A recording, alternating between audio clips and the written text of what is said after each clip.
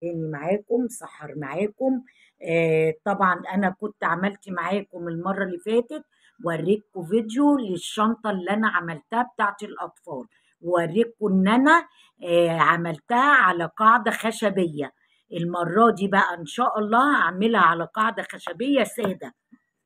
خلي بالنا يا جماعة، لازم اما نيجي نشتري الأعداد خدوا بالكم إن بيبقى فيه أعداد يعني وحشة. يعني على قد ما تقدري في القعدة بالذات ما تسترخصيش، هاتي القعدة لأن بتبقى شكلها أقيم في الشغل. يعني بصي ما شاء الله، دي ممكن دي ظهرها ودي وشها، أو دي وشها ودي ظهرها. بصي الاتنين من أجمل ما يمكن إن انت تعملي عليهم. ليه؟ عشان الخشب حلو. أهم حاجة إن انت تجيبي الخشب الحلو، ما تسترخصيش في الحاجة اللي بتشتريها. فاهمين يا جماعة؟ ده طبعا خيط الكليم اهو، دوت خيط الكليم، دي بكرة اهي خيط الكليم. هنبدأ دلوقتي برضه هنعمل ان شاء الله، اوريكم بقى هنبدأ مع بعض ازاي.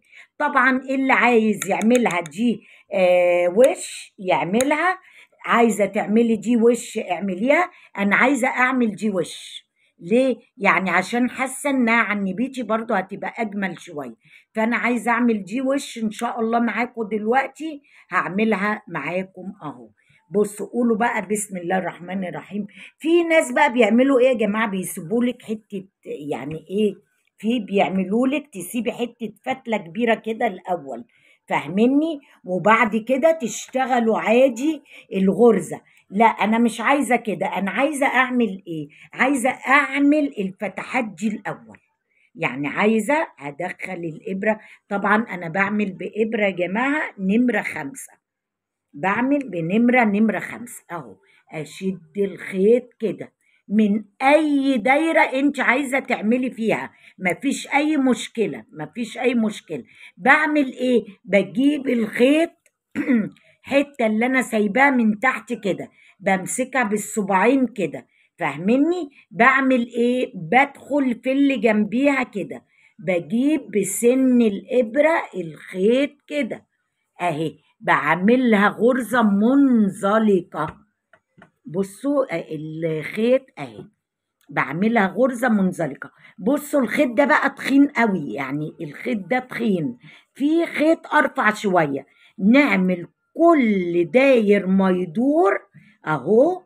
بصوا، هو بصوا الشغل بتاع الكليم يعني بيبقى اصعب شوية من الايه الشغل التاني اهو.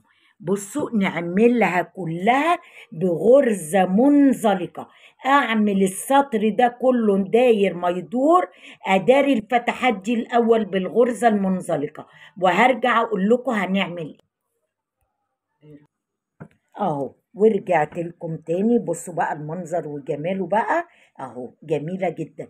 خلي بالك بقى، عايزة تقفلي بغرزة منزلقة اقفلي بغرزة منزلقة، بس انا هقولك على قفلة احلى. بنعمل ايه؟ ترفعي الخيط كده اهي، شوفوا سهلة ازاي. بنجيب الابرة اهي من تحت الخيطين دول كده اهي، بتجر الخيط بتاعك ده كده. بصي القفلة جميلة ازاي. ايه رأيكم في القفلة دي بقى؟ تحس ان كلها سوى واحد. خلاص طلعت معايا كده، هعمل ايه؟ هجيب اعمل سلسلة خلاص بالمنظر ده كده. خلاص هعمل ايه بقى؟ بصوا هي الخيط هنا عندي كبير، خشوا في كل غرزة بغرزة حشو اهو، اهي بكل غرزة اهي، عشان الخيط بس تخين، غرزة حشو اهي. لو الخيط رفيع كنت تعملي 2، لا الخيط تخين هنعمل في كل فتحة اهي. اعملي ايدك بس كده عشان تخش معاكي اهي، اهي اهي بغرزة حشو. هقعد اعمل كده بغرزة الحشو كده داير ما يدور لغاية اما اجي اقفلها معاكي تاني. عملنا اهو السطر الاولاني بمنزلقة، جينا عملنا اهوت، انا عملت كده سطرين بس عشان اظهرها لكم بقى. بصوا بنعمل ايه اهو. طبعا انا بس ايه، كنت سايبه الحته دي عشان عملت بيها الغرز المنزلقه، بعد كده اقصها خلاص. بطلع غرزه اهيت عشان غرزه الحشو. بعمل ايه؟ خدوا بالكم يا جماعه، ده في حرف السبعه اللي هو حرف الفي اهو. اوعى حد يخش كده، لا خش في حرف الفي نفسه وشد كده وجيبي الخيط واطلعي اهي. بصوا هعملها قدامكم تاني. في اهوت الفي اللي هي في النص دي اهي، خديها كده اللي في حرف الفي اهو، حرف الفي او حرف السبعة، فاهمني؟ طبعا المفروض يا جماعة انا كنت جبت ابرة كبيرة شوية، لان الخيط دوت انا معرفش ان هو تخين قوي كده. لما جيت اشتغلت بيه لقيت الخيط تخين قوي. طبعا اللي عنده بقى ابر، طبعا انا اهم حاجة اللي تحت ده بنعملها بالابرة الصغيرة. بعد كده بنطلع بقى اللي عنده ابرة سبعة يعمل بيها، اللي عنده تمانية يعمل بيها، لان الخيط ده تخين اهو. شايفين اهو بالمنظر ده كده. هعمل ايه تاني اهو؟ باجي في حرف الفي اهو، بشد الخيط اطلع اهو اهو. تعمليها كده اهي، غرزة حشو.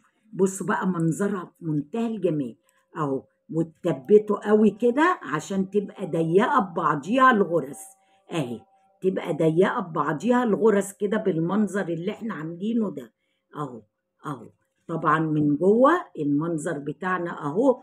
احنا بقى بنتنينا نعمل كده قد ايه؟ مثلا انا طلعت اول سطر وتاني سطر وتالت سطر، هعمل سطر كمان وخلاص كده. بنقفل الجزء الاولاني على كده، بتشد الخيط وتقفلي على كده خلاص.